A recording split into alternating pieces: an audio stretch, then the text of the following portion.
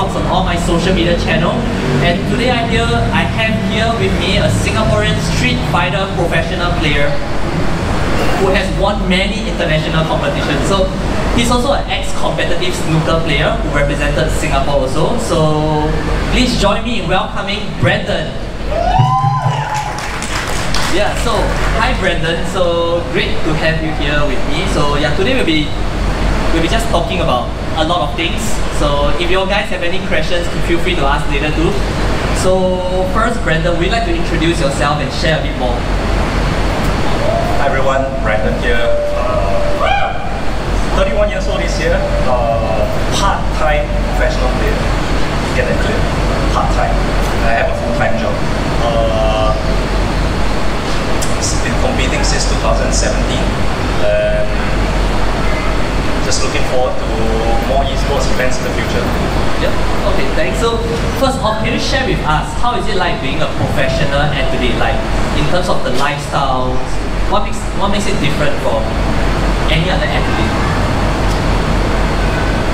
I think it goes across all competition. Generally, if you compete, with in any genre, any sport, you have to give the sport 100% effort, both mentally and physically, and just try your best at every tournament, every training session, and hope to go as far as you can in the tournament. So thanks for sharing. So I'm actually very curious. So do you all wake up and then play games all the way, and then eat and play games, eat and play games? Like, is that what you all do, like day to day? Not really. In terms of lifestyle, I go by a very normal Singaporean lifestyle. I think, normal job, 9 to 5, get home, have dinner. That's most days, and then generally play for 2 to 3 hours, depending on whether there's a tournament nearby, whether I feel like it, whether I'm tired. Yeah. So the hours differ. So you're saying that you play 2 to 3 hours every day? So actually I also play games quite a lot on my free time. I also play 2 to 3 hours a day. So am I counted like a gamer also? I think can be, if you want to be. Yeah, but okay, so that's one thing. When I'm playing games, so sometimes I play 2 to 3 hours a day, not every day of course. And then I realized that after I play 1 hour, I get really tired. I cannot continue anymore. I can't focus. So if I play any games, I will keep dying. So how do you actually stay focused and maintain your performance when you play for so long, 2 to 3 hours? Generally, although I play for 2 to 3 hours sessions every day, in between every hour, I give myself a 5 to 10 minute break. Go have a drink, go have a snack, go have a lie down, watch Instagram, watch YouTube, watch Facebook, scroll Twitter, something like that, just to kind of reset, and then you get back on at 100%. So that's just my practice. Oh, thanks for the tips. So what got you into gaming? I've always been playing games since a really young age. Back then, in the day when we were young, there was a lot of arcade culture in Singapore. Unfortunately, that's kind of died down a little bit. So during my free time, if I had free time, I probably spend half an hour to an hour just playing, Street Fighter back then. And it wasn't only until 2016 where I met the local fighting game community, and just by playing more and more with them, it got me to a stage where I just felt like competing, because naturally I've always been a very competitive person, so it just felt like the right time, 2017, to give it a go. Thanks for sharing, Brandon. So, as someone who has represented Singapore in both snooker, which is your previous sport, and Street Fighter now, what are some of the similarities and differences between the two? Because one is more physical, you're really playing the game, and one is more towards the virtual side.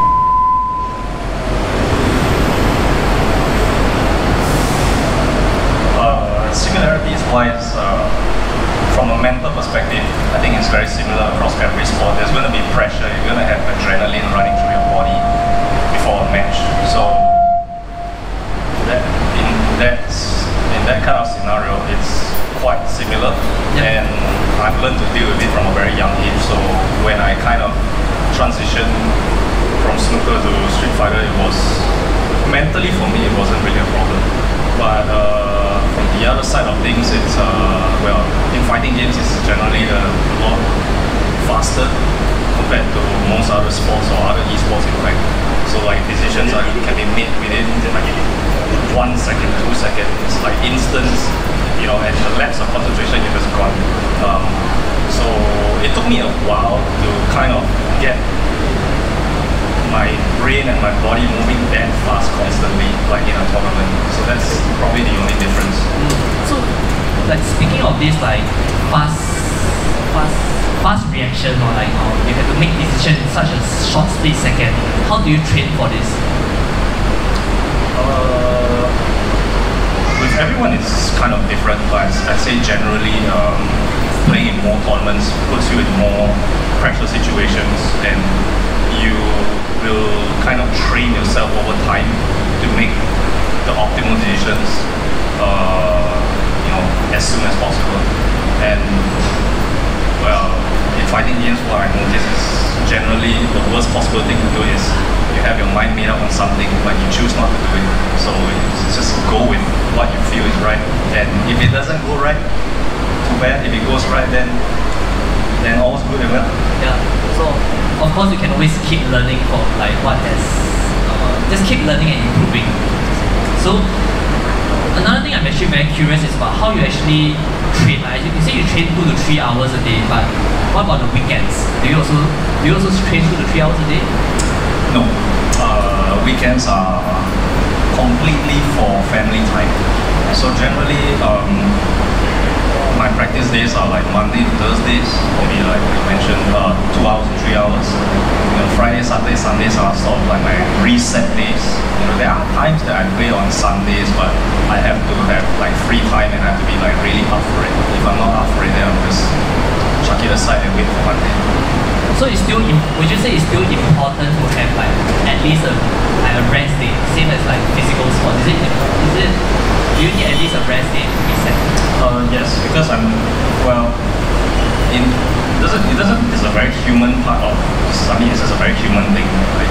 Everybody goes through fatigue. I mean, if anybody out there was OT, you know, overtime, every day up to 9 p.m, he gets home, he's gonna be like completely gone on Saturday. He's probably gonna sleep until like 3 p.m. So it's sort of like the same thing, you know, try not to burn yourself out mentally and physically, you know, and a reset day is always good to just get your mind fresh, and it also kind of gives you time to think about what's happened over the week. I mean, if you're going to assess your own performance against practice partners or past tournaments, you know, it's a nice like kind of reflection time. I think that's quite good advice. I think no matter what we do in life, I would say it's important to at least have 1 day of like full rest to reset yourself and improve and like just chill. Okay. So now let's talk a bit deeper about Street Fighter, which is like a game that most people really know about it, but in terms of like competitive, I don't really think normal people see like competitions of Street Fighter. So can you share a bit more about what is your favorite aspect of this game, and do you have any tips for players who might want to try out, like someone like me? Favorite aspect of this game? From a mental perspective or from an in-game perspective?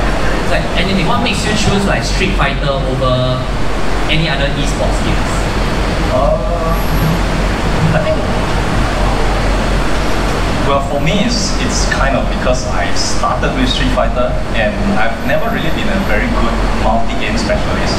So I couldn't really pick up other games as quickly. So I just stuck with Street Fighter all the way.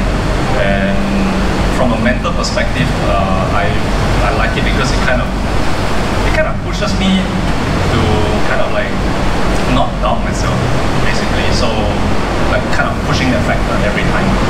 And for the game, newcomers advice on like, just enjoy it.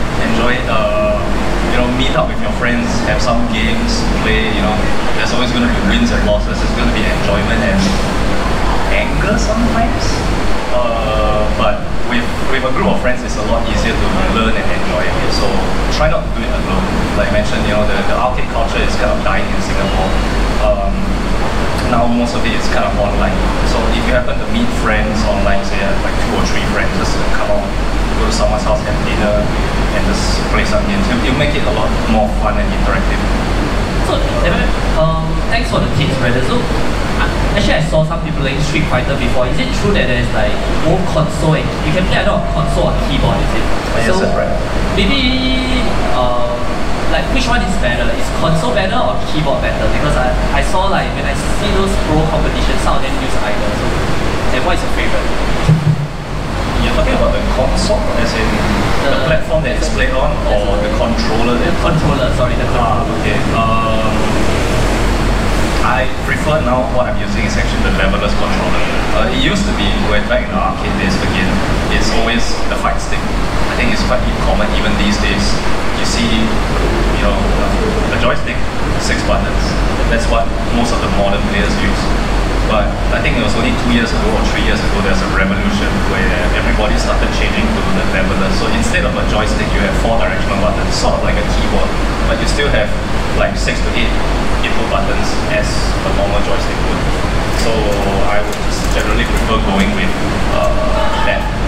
It's just more comfortable for me, but there's no like right or wrong, because any new player that comes on to the scene would probably start off with like either a Logitech pad or like a PlayStation pad. So there's no right or wrong, just go with what's comfortable. So thanks for this like tip. So when it comes to, I guess in Singapore there's always like a stereotype when it comes to professional like gamers. So what do you, so when you are doing like, or when your friends or families know that you are doing or like professional Street Fighter, right? How do they feel about it? Thankfully, I don't have old-fashioned parents where they nag at me for playing too much games. Not that I really kind of over-excessively play, but they've always been generally very supportive of whatever I do. So I think that's a big help to me. And friends-wise, I mean, there's a lot of Singaporeans, well, our generation or even the younger generations, they play either Valorant or Dota. So not many people play fighting games. Would people kind of criticize us for that or look down or etc.? Not really. I think some of them find it unique actually, rather, because I think most of the famous games now are all team games, and solo games are not as popular, not as hype. Yeah. So is a Street Fighter game a solo game or a team game? Because I know there's team events also. What is the differences? There are team events, but it's still generally a solo game. Even if it's for example, if it's a 2v2 or 3v2 kind of thing, sorry, 3v3, it's still one-on-one, and it kind of goes like maybe A versus A. But if A, like team B, A loses, then the team B sends out team B, kind of in that order. So, but generally it's always been like solo one-on-one. So when I saw the Street Fighter, and for those who don't know, like during the Olympic Esports week, there's virtual taekwondo, which is quite similar to Street Fighter, where there's like health bar, just that instead of a console, the human is the console, where we actually wear the gears and then we fight each other virtually, and there's a health bar. So have you tried it before? No, I've never actually tried it before. So do you think you'll ever give it a try? Probably not at this age, although like when I was long ago, I was kind of interested in Muay Thai, but I didn't really give it I didn't give myself a chance to go into a game. So I don't think I would do the same, I mean, for virtual taekwondo. Yeah, but I'm sure that, if people were to play, for example, virtual taekwondo or any kind of virtual sports, they would definitely encourage that individual to try out the actual sport. So you might end up having more rivals in the future. Yeah, that's true. So yeah, Brandon, so can you tell us more about what is your upcoming event? What's next for you in terms of like, what's the next competition or what's next? I actually do not know. Because Street Fighter 5 is coming to an end, or competitively it's already ended. Street Fighter 6 will be released on 2nd June if I'm not wrong. So the Pro Tour schedule won't be out till, I assume, in July or so. So I have no plans or any kind of foresight for Street Fighter 6. But as far as like my next tournament, the only one probably this year will be the Asian Games. So we're still waiting for news on that, but it's said to be held at Hangzhou in September. So hopefully things go well, and that will be my next big competition. Yeah, so all the best to you, Brandon. So before we end this segment, do you have any questions you want to ask or like to share?